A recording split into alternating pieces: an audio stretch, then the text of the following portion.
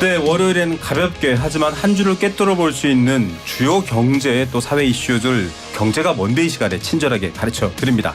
세종대 경영학부 김대중 교수 나오셨습니다. 어서 오십시오. 예, 안녕하십니까. 도시와 경제 송승현 대표 나오셨습니다. 어서 오십시오. 네, 안녕하세요. 네. 자, 오늘 제가 들어오면 사실 이 생생플러스 준비하기 전에 포털 사이트 들어가서 그 증권 금융 사이트를 항상 보거든요. 어떤 움직임이 있는지 뻘겋습니다. 속된 말로 주식시장이 지금 뜨거운데 공매도 금지 때문에 그렇습니다. 이 개인 투자자들이 정말 원했던 건데 교수님 공매도 저도 앞에 퀴즈로도 냈는데 설명해 드려도 아마 안 해보신 분들이나 여기에 대해서 깊게 안 보신 분들은 그래도 이해가 안 돼. 이게 뭐야? 뭐 미리 사가지고 내가 미리 팔았는데 나중에 주식으로 갚아서 돈을 번다고 이렇게 되거든요. 예. 경영학과 교수시니까요. 예. 공매도 설명 좀 해주십시오. 주식이라고 하는 것은 투자를 내가 주식을 사야 되는 겁니다. 네. 삼성전자가 지금 현재 한 7만 원 정도 하는데 앞으로 10만 원 정도 될 것이다. 그러면 삼성전자를 사서 차익을 남기는 것이 네. 일반적인 주식 투자이고요. 공매도는 삼성전자가 지금 뭐 주가가 내릴 것 같은데 지금 네. 현재 7만 원이지만 앞으로 5만 원까지 내릴 것이다. 네. 그러면 이 개인이나 외국인들이 주식을 빌려와야 되는 겁니다. 네. 개인은 증권사에서도 빌려주고 또 우리 은행이라든지 외국인들은 이 기관 투자가 네. 예탁원에서 주식을 빌려옵니다. 네. 그래서 이제 지금 가장 큰 문제가 됐던 게 우리 기울어진 운동장이다. 네. 우리 개인들은 3개월 정도만 딱 빌려줍니다. 증권사에서 이걸 이제 대주라고 부릅니다. 예. 증권사에서 주식을 빌려서 판다 이런 네. 거고 전체 공매도를 100이라고 했을 때 지금까지 전부 다 80% 외국인들이 주도하고 있었습니다. 네. 기관 투자가는 이제 은행과 증권사를 말하는데 한 18% 정도 되고 네. 개인은 한 1% 정도밖에 안 됩니다. 네. 왜냐하면 주식이 내릴 거라 같은 이 정보라든지 네. 이 자금력이라든지 개인은 대응을 할 수가 없습니다. 네. 그래서 이제 요점은 우리가 공매도라고 하는 것은 주식이 없는 상태에서 주식을 빌려와서 주가가 내릴 때 차익을 남기는 것이 바로 공매도다. 그래서 이제 정부는 외국인들은 주식을 빌려서 팔아야 되는 게 우리나라의 규칙인데요. 네. 파리바 은행이라든지 홍콩 상하이 뱅크가 굉장히 세계적인 은행입니다. 네네. 이런 금융기관들이 한국에서 주식을 빌리지 않은 상태에서 매도했으면 불법이라는 걸 알고 있으면서도 그때 아예 본인들이 이제 시작했죠. 그걸 진행했던 겁니다. 네. 그래서 정부가 이렇게 우리가 전산이 완비될 때까지는 이제 공매도를 완전히 금지시켜서 이렇게 투자자들을 보호하자. 이게 외국인들은 기한에 대한 제한도 네. 없습니다. 우리 개인에 대해서는 담보 비율도 더 높습니다. 네. 그러니까 우리 개미 투자들이 한 1,700만 명 정도 된다고 네. 하는데 불만이 많은 거죠. 예. 똑같은 평평한 운동장에서 공매도를 해줘야지 외국인들은 특혜도 주고 또 기간도 제한이 없고 빌리지도 않은 상태에서 공매도를 해도 이익을 남기니까 도저히 정말 용서할 수 없다. 이렇게 네. 국민들이 분노가 너무 심하니까 정부가 그러면 내년 6월까지입니다. 앞으로 네. 한 8개월 남았습니다. 네네. 그러면 우리가 그 기간 동안 전산도 정비하고 또 이렇게 외국인들이 불법으로 공매도를 했기 때문에 일단은 금지시키자 이렇게 한 것이 바로 지금 이슈가 되고 있고 오늘 공매도를 이렇게 정부가 금지시키고 나니까 주가가 폭등을 했습니다. 예. 뭐 2차 전지주 같은 경우 막 30%씩 오른 네, 것도 많고 4.5% 올라가고 예, 있습니다. 뭐 저 전체적인 주식시장이 뭐 5% 7%씩 크게 올랐는데 네. 이렇게 공매도는 장점과 단점이 있습니다. 네. 그래서 일단은 뭐 장점이라고 하는 것은 이게 주가가 주가 조작. 네. 우리가 이제 라더견 사태 때 우리가 경험을 해봤습니다. 공매도가 금지되면요 주식을 사서만 이익을 남기기 때문에 라더견이 했던 주가 조작했던 그 품목 네. 종목이 다 공매도가 금지됐던 종목입니다. 네네. 그러니까 14배씩 올라도 사람들이 진짜인가 이렇게 할 네. 정도인데 공매도가 있었다 그러면 외국인들이라든지 실적이 없는 기업들에 대해서는 주가를 이렇게 하에 못 올립니다. 네. 외국인들이라든지 기관 투자가들이 주가를 적정한 가격으로 낮춰주는 것이 바로 네. 공매도의 순기능이다. 이렇게 말씀드릴 수 있습니다. 대표님은 혹시 공매도 해보신 적 있으십니까? 저는 사실 이 주식이나 아무래도 부동산의 업을 그렇죠. 치중하다 보니까 좀 덜하긴 했는데 제 주변에 좀 관심들을 많이 갖고 있는 분들이 좀 있죠. 근데 뭐 기관이라든지 이런 쪽들보다는 제 주변에 있는 분들은 뭐 개인 투자자들이 투자자들. 많잖아요. 네, 개인 맞아요. 투자자들은 전반적으로 찬성을 많이 하고 있는 네. 상황인 것 같아요. 왜냐하면은 아까 말씀하시는 것처럼 이 그 매도 매수 그 과정 안에서 정보적인 부분이라든지 이 정보 안에서 대해서 뭐 일정하게 말씀하신 것처럼 아주 전문적으로 하시는 분들은 테크니컬한 부분 때문에 맞습니다. 좀 접근들을 하는데 제 주변에도 아예 진짜 전업으로 투자하시는 분들은 뭐 소위 말하는 이 숏이라는 거에 관심을 좀 갖고 뭐 투자 기법들도 하는데 뭐 저희들처럼 뭐 일반적으로 일을 하고 직장 생활하고 하시는 맞습니다. 분들에게는 이런 부분에 대해서는 좀 어렵다. 다만 이 공매도라는 것 자체가 뭐 글로벌한 시장에서는 많이 활용도 되고 네. 또 외국의 이 투자도 유입되는 긍정적인 측면도 있거든요. 그래서 공매도에 대한 부분에 대해서 전반적으로 그 무조건 맞겠다라기보다는 말씀하신 그 텍스트에 있어요. 결국 한시적인 그 기간 네. 안에 전반적으로 좀 제도를 보완하자. 보정도 좀 하고 네. 그다음에 정보에 대한 서로의 그 좀 공정함 이런 것들도 좀 찾는 그런 장점들도 있을 수 있을 것 같아요. 그리고 이게 오늘 30% 올랐다라는 게 결국은 이게 자칫 잘못하면 과열도 되고 결국 네. 이렇게 빨갛게 올라가는 거에 좀 약간의 좀 찬물을 부어줄 수 있는 역할도 공매도가 하고 있기 그렇죠. 때문에 좀 필요성들은 있긴 하겠지만 아직까지는 우리나라의 그 공매도의 이 뭐랄까요 시스템적인 부분 이런 것들은 좀 손볼 필요가 있다. 그래서 지금까지 있었던 뭐 코로나 시기라든지 금융위기라든지 이런 때하고는 조금 양상은 좀 다른 것 같아요. 그거는 전반적으로 봤을 때 경기 자체가 세계적으로 진짜 위축됐을 때 네, 그 공매도 맞아요. 금지에 대한 그 뭐 조치였다라고 보면은 지금은 그냥 떨어지는 어떻게 보면은 그 개미 투자자들을 좀 보호하기 위한 그 방안이 아닌가라는 생각들도 많은 사람들도 하고 네. 있는 상황이라 이게 좀 맞습니다. 뭐 계속 우리가 뭐 다루게 되겠지만 이 공매도라는 이슈 자체가 뭐 필요성과 또는 이 좀 수정을 좀 해봐야 되는 것도 있겠지만 정치적인 이슈가 불과 몇 개월 안 남아 있는 그런 상황이기 때문에 그렇죠. 네. 예, 좀 약간 이게 어떤 이슈화되는 게 조금 그렇습니다. 아쉬운 부분이 있습니다. 이걸 사실 본질적으로는 오랫동안 얘기해 왔던 거고요. 이 공매도라는 제도는 교수님 설명해 주신 것처럼 좋습니다. 주식시장은 부동산시장과는 좀 다른데요. 오르는 것에 투자하기도 하지만 내려가는 것에 투자를 합니다. 가치가 위아래로 변동하기 때문에 어느 방향이든 투자를 해서 이익을 내는 방식입니다. 그러니까 잘 보면 이해가 안 돼요. 떨어진다 어떻게 돈을 벌지라고 생각하실 수 있는데 떨어질 걸 미리 아는 것도 투자의 방법이다라는 거죠. 그러니까 너무 과평가된 주식이 있다. 좀 너무 비싼데 떨어질 것 같은데라고 하면 거기에 투자를 합니다. 어떻게 그 주식을 사서 팔아버리고 실제 그 주식은 나중에 싼 값이 되면 저는 그만큼의 돈을 벌게 된다. 이건 거죠. 저도 열심히 공부했습니다. 이해 좀 시켜드리려고. 그런데 지금 저희 청취자 7727님도 하긴 개미들은 그림의 떡이네요 라고 했는데 걱정되는 게 있습니다. 시장 조정 기능이라는 순기능도 있다고 했지만 이 물량을 엄청나게 갖고 있는 외국인들이나 기관이나 이런 쪽에서는 파는 행위 자체만으로도 전체 주식 지수라 주가 지수라든지 주식시장이 출렁하잖아요. 그러면 예. 100만 원, 1000만 원 너는 개인 투자자 입장에서는 억울하거든요. 예. 나는 이 기업 잘 되는 거 계속 보고 있었는데 왜 전체가 이렇게 떨어져 버려서 나까지 손해 보느냐 이럴 것 같아요. 지금 현재 우리나라 전체 주식의 시가총액이 한 2,000조 원 정도 됩니다. 네. 코스피에 상장된 건 2,000개 종목이고 코스닥에는 한 1,600개 정도가 상장되어 있습니다. 네. 그러니까 이제 쉽게 얘기하면 한 3,600개 기업이 상장돼서 이제 거래가 되고 있는데 우리나라 전체 주식 시장의 외국인 투자 지분은 현재 27%입니다. 네. 그러니까 국민은행에는 지금 한 외국인들이 70%를 외국인들이 가지고 있고 네.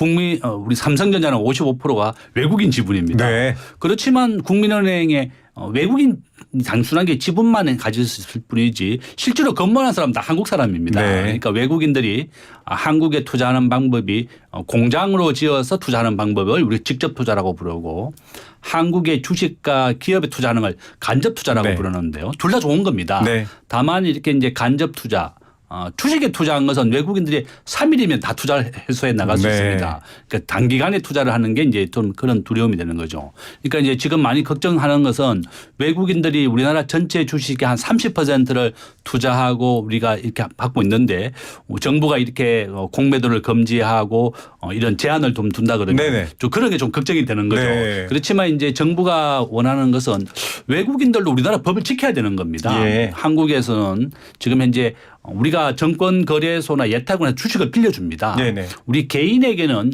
정권사에서 가지고 있던 잔고를 빌려주는 겁니다. 예. 그 개인도 정권사에서 우리가 신청을 하게 되면요. 내가 공매도를 하고 싶다. 삼성전자를 공매도하고 싶다 그러면 삼성전자를 우리가 정권사에 빌리기 신청을 하면 네. 빌려줍니다. 네. 그러니까 외국인들도 정권 예탁원에서 주식을 빌려와서 팔으라고 규칙을 만들어 놨는데 네. 빌리지도 않은 상태에서 공매도를 해서 주가를 떨어뜨리는 겁니다. 네. 그러니까 이게 정부가 불법이다 이렇게 된 거고 저는 이와 같이 외국인들이 법과 원칙을 지키면서 공매도를 했다 그러면 이런 문제가 없었을 텐데 본인이 가지고 있지 않은 주식을 계속 그 전산으로만 매도를 맞습니다. 하다 보니까 국민들의 원성을 샀던 것이다. 네. 그래서 이제 저는 이제 이게 순기능과 역기능이 있다 그랬습니다. 네. 뭐 순기능은 주가 조작이라든지 주가가 과열된 걸 예방할 수가 있고 그 역기능은 이렇게 이제 굉장히 주가를 하락시킵니다. 막 예. 공매도가 막 하게 되면요. 안 그래도 코로나가 닥쳐서 어려운 상황인데 더 추가로 막 급속하게 주가를 폭락시키는 게 바로 이런 역기능이었습니다. 그래서 이제 정부가 내년 6월까지는 전산을 완비하게 해서 이렇게 국민들이 기울어진 운동장이 안 되고 평평한 운동장을 만들겠다. 이게 이제 네. 정부의 목표다. 이렇게 볼 수 있습니다. 예, 개인도 가능합니다만 앞서 말씀드리면 우리는 기한이 정해져 있고 얼마 안에는 반드시 그 주식을 다시 사가지고 팔아야 되는 기한도 있고 또 증거금이라고 할까요? 네. 예, 갖고 있어야 되는 돈도 있고. 근데 이거는 외국인 거대 투자자와 비교했을 때 개인들이 현저히 불리하다. 개선해야 된다. 여기는 맞출 것 같습니다. 요 얘기를 정리하기 전에 뭐 앞서 지금 순기능, 역기능 다 얘기했고 혹시 외국 자본이 빠져나가면 어떡하느냐 뭐 글로벌 어디죠? 모건 스탠리 사는 MSCI에서 못 들어가면 어떡하냐 이런 얘기들은 이제 앞서 교수님도 얘기했지만 장단점이 있는데 시점상 내년 4월에 민심을 가늠할 중요한 이벤트가 있는데 그거를 노리고 한 거냐 이거는 지금 범여권으로 볼 수 있는 전문가분들 뭐 오정근 교수나 이런 분들도 지적을 하거든요. 좀 정치적일 수 있다 이거는 이렇게 얘기했는데 그 부분은 어떻게 생각하는지 교수님. 저는 뭐 정치적으로 상당히 큰 도움이 될 것 같습니다.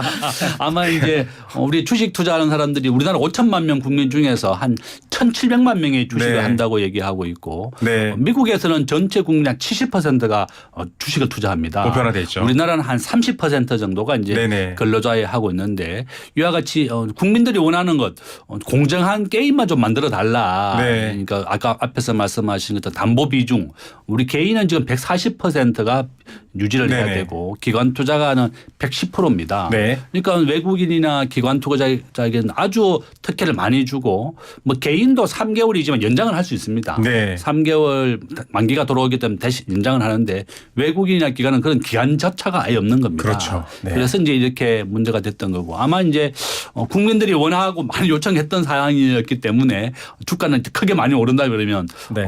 크게 좀 도움은 된다 이렇게 봅니다. 예, 알겠습니다. 지금 이제 장 마감이 됐는데요. 속보를 보면 공매도 금지 첫날입니다. 코스피가 5.66% 올라서 2,502포인트로 마감을 했고 코스닥도 7.34% 급등해서 839.45%로 마감했습니다. 뭐 이 자체를 놓고 좋다 나쁘다 평가하기보다는 이렇게 시장이 반응을 하고 있다라는 거고요. 교수님 말씀처럼 정치적 의도도 있을 수 있겠지만 어쨌든 제도가 이번 기회에 완비돼야 될 필요도 있다라는 것 다시 한번 말씀드립니다. 뭐 이전 정부에도 계속 해왔던 경험이 있기 때문에 얘기하는 거고요. 다른 얘기로 가보겠습니다. 자, 이렇게 올라서 오늘 좋아하시는 분들도 있을 것 같아요. 외국인이 의외로 뭐 매수를 7천억 원 가까이 했고 개인은 8,900억 가까이 팔고 이런 상황이었는데 올라서 좋은 게 증시라면 올라서 괴로운 건 물가잖아요.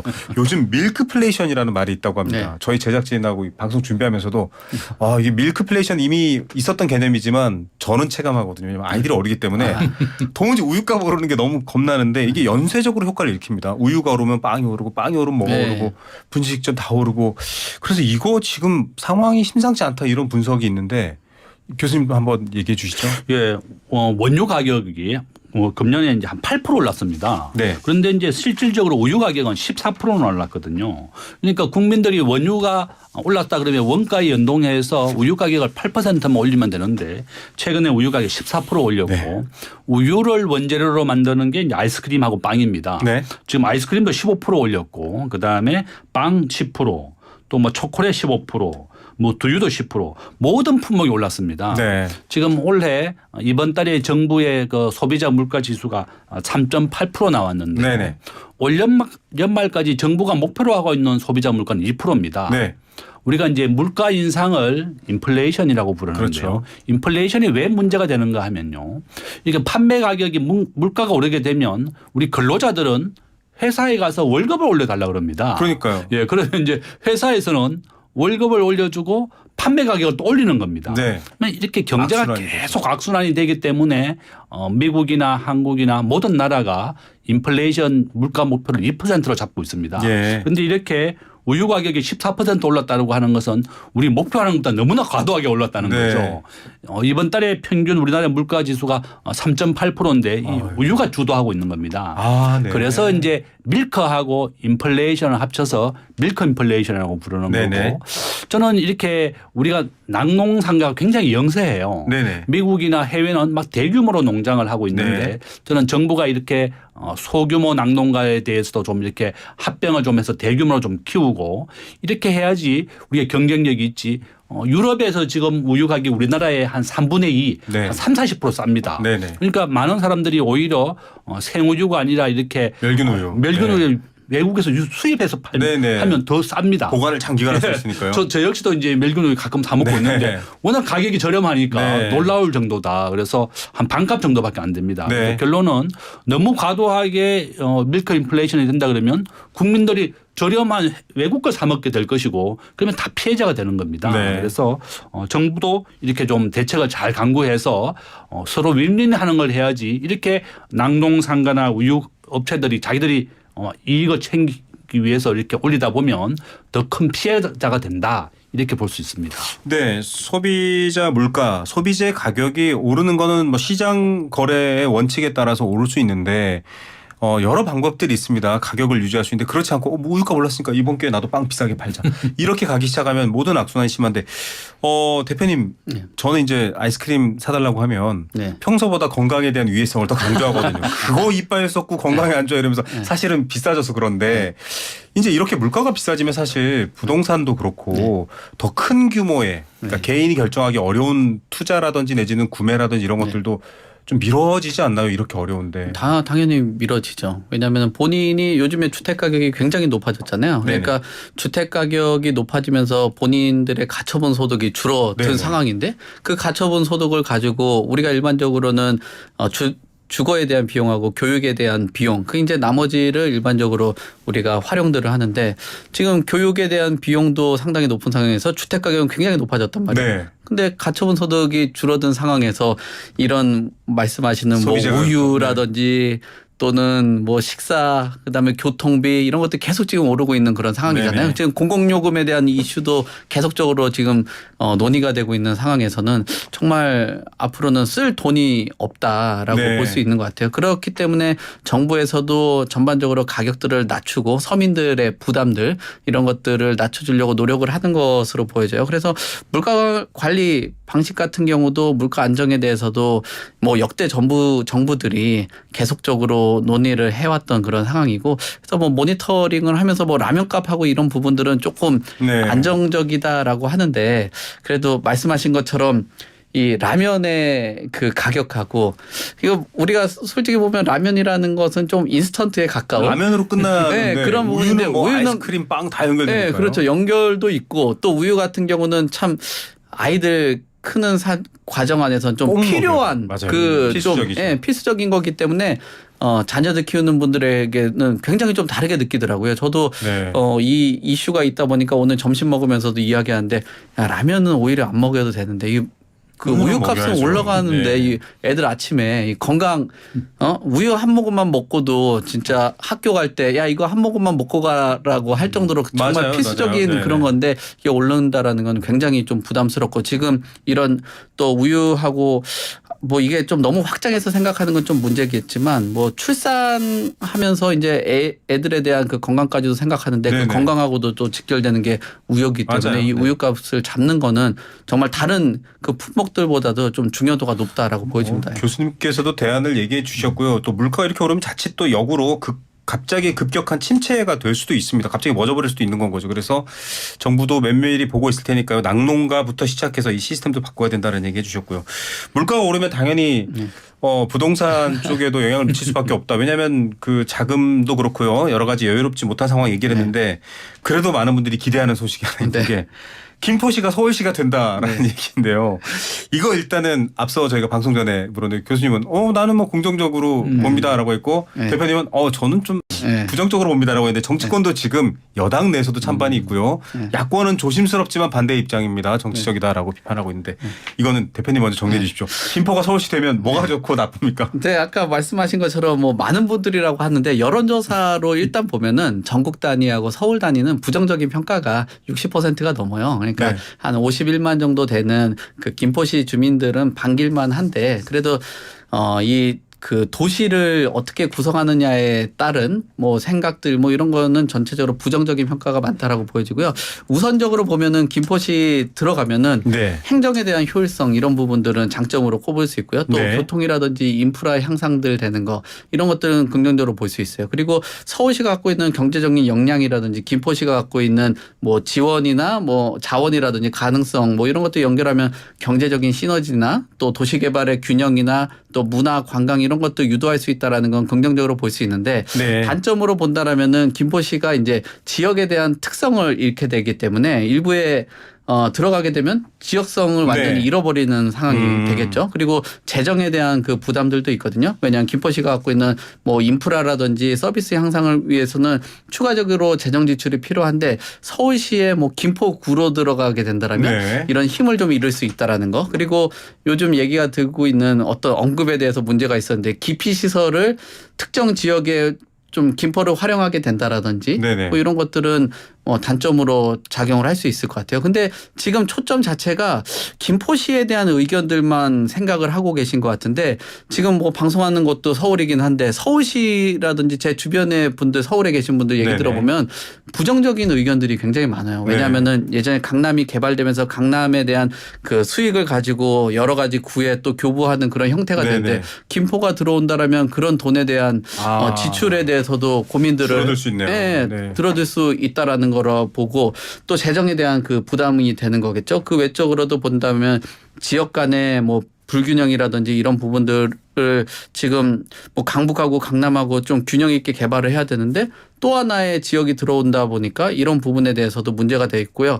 전반적으로 국가 전체로 보면은 지금 뭐 메가시티 얘기도 네, 하고는 많이 있지만 나오죠. 그 반대 의견들도 많습니다. 왜냐하면 도시의 팽창에 대해서도 견제하는 부분들이 있거든요. 팽창되게 되면은 그 안에 발생되는 환경적인 부분이라든지 수도권 과밀 문제도 있고요. 예, 네. 수도권 부분이나 또는 도시계획 그다음 환경보호 또 인구의 혼잡 효율성 이런 부분에 대해서 왜냐하면 도시는 더 응축시켜야 네네. 된다라는 의견들이 많기 때문에 그런 부분에 대해서는 부정적이라고 볼 수 있다라는 거죠. 짧게 집값은 그래도 김포 사시는 분들은 서울일 때와 김포일 때 다르다라고 생각할 수 있나요? 네, 지역적인 프리미엄이 들어간다라면은 집값에 대한 그 부분들이 상승할 수 있다라고 보여지는데 적경되는 부분이 그렇게 넓지가 않아요. 네. 왜냐하면은 좀 범위가 넓다라면 모르겠는데 김포가 이렇게 길게 이어져 맞아요. 있거든요. 네. 그래서 앞쪽에 있는 뭐 고촌이라든지 이런 지역하고 좀 지역은 외곽 다르죠. 쪽에 있는 부분하고는 가격의 차이가 김포 안에서도 양극화가 좀 심해질 수 있다라고 보이죠. 오히려 자칫 잘못하면 이쪽 지역하고 이쪽 지역의 양극화가 유발될 수 있다라고 보여집니다. 예, 생각 못했던 부분이네요. 아니 서울 쓰레기 서울시에서 처리하지 왜 우리 도시로입니까라고 하는 것도 못하게 되는 거고요.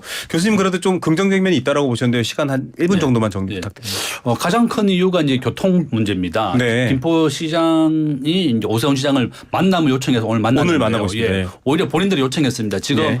김포 시민들의 가장 큰 게 이제 교통입니다. 맞아요. 지하철이라든지 그게 뭐 대중교통 이게 너무 열악하기 때문에 네. 그래서 김포 시민들이 강력히 요청하고 있는 게 오히려 자기들은 서울로 편입을 해줘서 5호선을 연결시켜달라. 네. 지하철이 들어와야만 대중교통이 원활하게 되기 네, 때문에 네. 그런 이유 때문에 이제 김포시에서 강력히 요청하는 거고 아마 이제 우리가 이제 경제학의 목표가 공정성하고 효율성입니다. 네네. 이제 정치의 목적은 자원의 효율적인 배분이거든요. 예. 둘 다 이제 효율성과 공정성인데 저는 김포와 서울이 잘 협의해서 네. 우리 국민들에게 도움이 되는 방향으로 결정이 됐으면 좋겠다. 이렇게 말씀드리겠습니다. 네, 자 도움이 되는 방향이 어떤 것일지 따져야 될 것도 많고요. 뭐 당장 정말 앞서도 교수님이 아니 정치적일 수도 있죠라고 했는데 이 선거만 바라보지 마시고 정말 그간의 문제들을 좀 꺼내는 계기가 됐으면 좋겠습니다.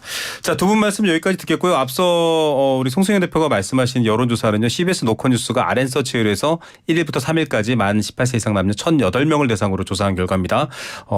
김포 서울 편입에 반대한다고 답한 비율 55% 넘는다 그 얘기였고요. 두 분 말씀 여기까지 듣겠습니다. 감사합니다.